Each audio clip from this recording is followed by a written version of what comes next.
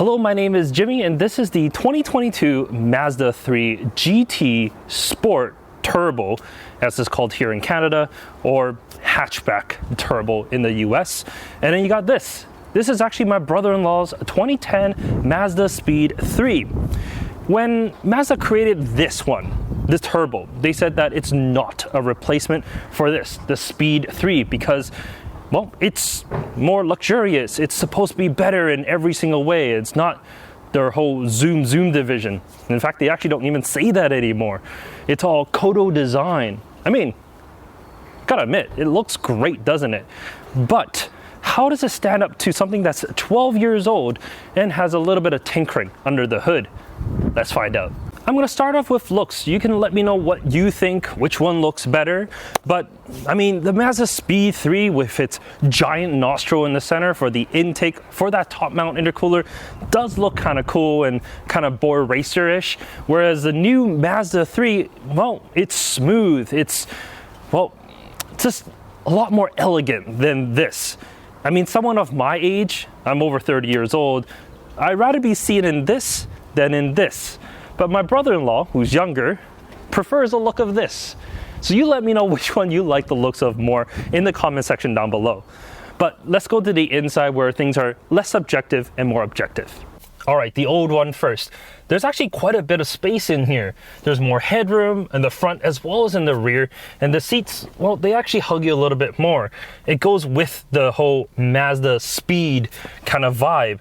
The seats, while they are a little bit aged, they are quite bolstered on the side with a cloth insert in the middle to hold you nice and tight within the vehicle. So that's actually quite nice. I got a leather steering wheel in front of me with a bunch of buttons. I mean, there's radar guided cruise control? No. You don't get that, but you do get regular cruise control, and there's a little infotainment screen on the top to tell you a little bit more about the vehicle, like fuel economy and whatnot. It's not a bad cabin.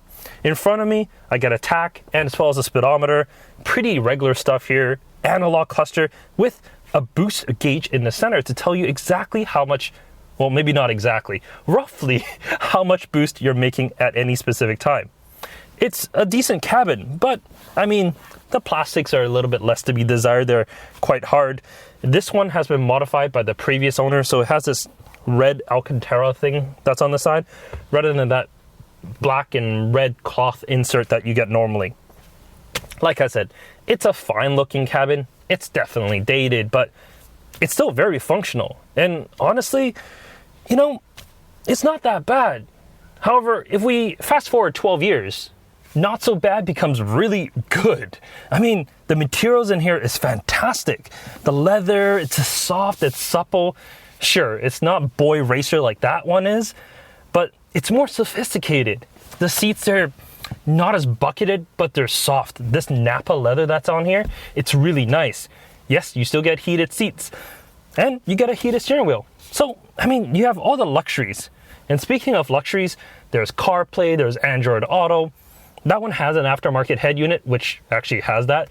But this one's all integrated. It works really well with this kind of knob in the center. I mean, it just feels more upscale in here. But I must admit, it is less spacious. It's a little claustrophobic as well because the sills are a little bit higher, the windows are a little bit smaller, and in the back, I just don't get as much headroom. But overall, you can really see the 12 years apart between these vehicles. How Mazda has kind of grown from their economy car status to what it is right now. I have to say that this is one of the best cabins in this class.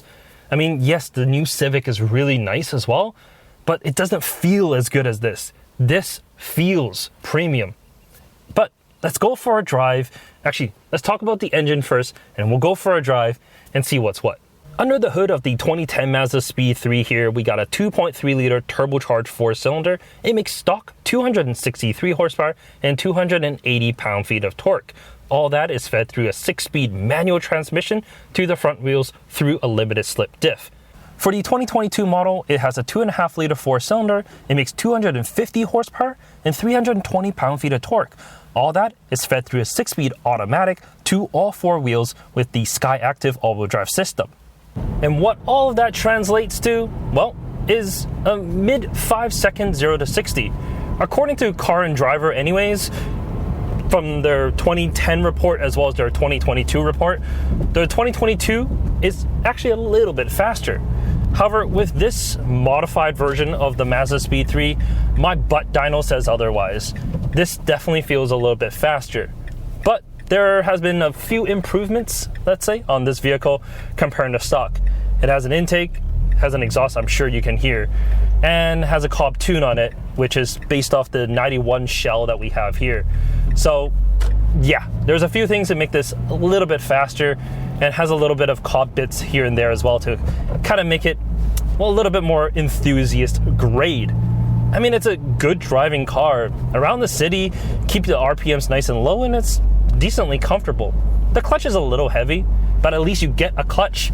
On the new one, you don't. You get a good old 6-speed manual in here.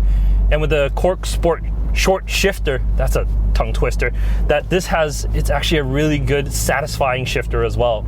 It's just connected, and it feels like a car should. And that's one of the best things about this vehicle. I mean, I do really enjoy driving this simply because of just how it feels. And that's just one thing that Mazda has always been known for. It doesn't matter, well, it does matter a little bit, but if you go back like 12 years like we have now, this is still a really good driving car in today's standard. But there's one fundamental flaw with this vehicle. All of that power going to the front wheels means there's a lot of torque steer, and you certainly do feel it. I mean, not when you're driving like this, under 2,000 RPM or under 3,000. It's okay. You don't really feel any difference, but you know, once you hit boost in second gear, you better just be pointing straight, and your arms are like, hands are plastered to the wheel, because it's just gonna rip your arms off if you don't. But that is definitely one kind of fault with this older Mazdaspeed chassis. But I mean, let's head to the new one and feel what that's like. All right, now we're in the new Mazda 3, and everything is just more sophisticated. It's a better cabin to be in, it's quieter, I don't have to mess around with a shifter. I mean, everything that you want a car to do, this does. Sure, it's not as engaging because you don't get a shifter, and you don't, well, have to use your left leg at all. I mean, you can use that for left foot braking, but I'm sure anyone that's tried left foot braking on their first try, it's just like nosedive right into the steering wheel. But I mean, yes, it's an automatic only. Mazda says they won't be putting out a manual for the turbo model. I'm sure there's a reason why. There's more cost involved, there's no one buying manuals, and let's be honest, this automatic is good. I mean, when you're driving around town like this, you're just driving. It's normal, it's fine, it shifts where it needs to give you best fuel efficiency. Because right now I'm averaging 10 liters for 100 kilometers, and my brother-in-law, who babies that Mazdaspeed, I think that one's at like 12. So you get better economy in this. But when you want things to turn up a little bit, there is this sport dial here. You can throw it into manual shifting, then use the paddles on the left and floor it. And it accelerates. It's so quick. And because it has all-wheel drive, it doesn't scramble for traction or anything like that. It just hooks up and goes. And that's one of the best things about this car. It accelerates so well down low. And because peak torque comes in at, well, very, very low in the RPM range, it means that when you floor it at any time, it just accelerates. The throttle mapping on this, it's so accurate. It's so good. Mazda's always done this. They don't have an eco mode in their vehicles because who cares about eco mode? I mean, a lot of times in eco mode in most vehicles, what it does is it doesn't change the engine. It just changes the throttle delivery. So you have to depress it more to activate, well, the throttle more. And what that obviously just does is, so that way it kind of delays your input a little bit. But for most people, it's like, hey, the vehicle isn't accelerating as fast.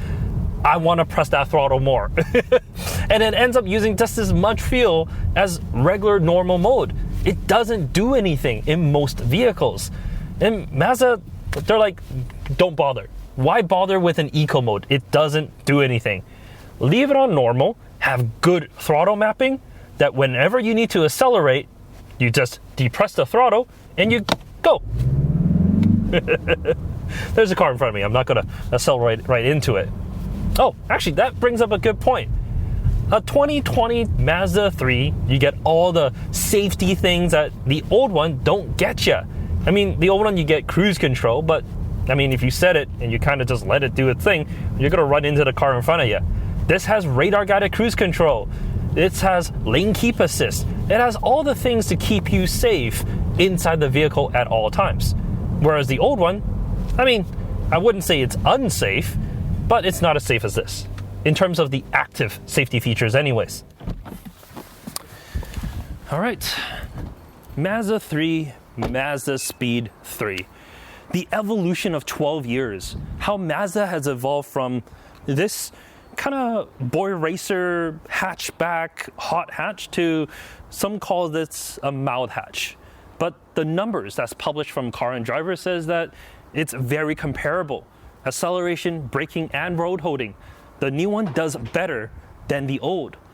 I mean, I gotta admit, the manual, it steals my heart. It just makes it more fun to drive than an automatic. But an automatic, it's just so much more livable every day. You don't have to think about it. And with the like radar-guided cruise control and the lane keep assist, you really don't have to think about it as you drive. You know, after a long day's work, I think this will just be easier. But, you know, if I lived on a country road or switchback road, something a little bit more fun, I might want to take the Mazdaspeed. In any case, thank you so much for watching this video. Like the video if you do, subscribe if you want to see more, and we'll catch you next time. Take care. I'm gonna go back in this one. Keep driving.